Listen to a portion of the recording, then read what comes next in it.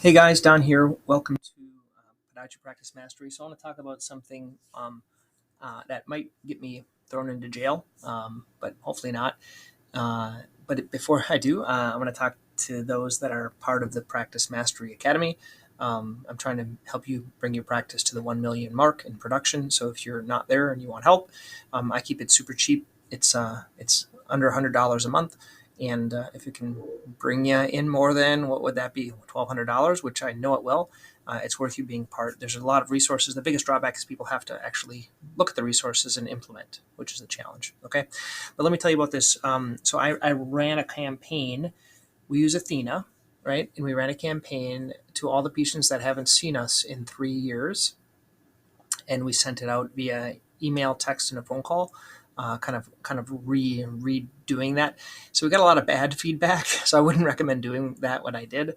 But we did something different, or I did recently. It's called a recall program.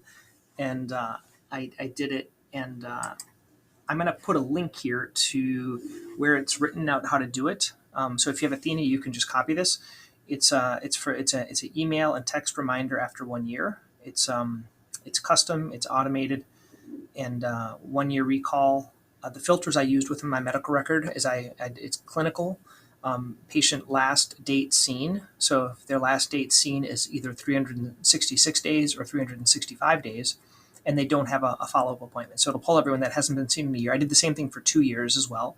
And then I sent them a message via email and texting. And so the message was, for texting, Central Mass Podiatry has the patient's name. It's time for your annual visit. If you're having a foot problem, if you're having foot problems, please schedule at our phone number. And then the email was very similar to that. So might be something that you can do. And then what it does is it pulls up a list of how many patients, like theoretically, a year ago it would go to. So a year ago would have been 18 patients, and then 2 years ago would have been 9 patients. So it's going to do this, repeat this every single day as a method of getting patients back in.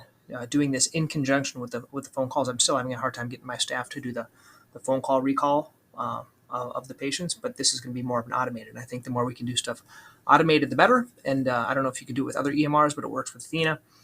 If you want my stuff for Athena, you can go to podiatrypracticemastery.com/EMR, and then you can see all of my tips and tricks and everything like that. And this information, I'm going to put a link underneath this podcast.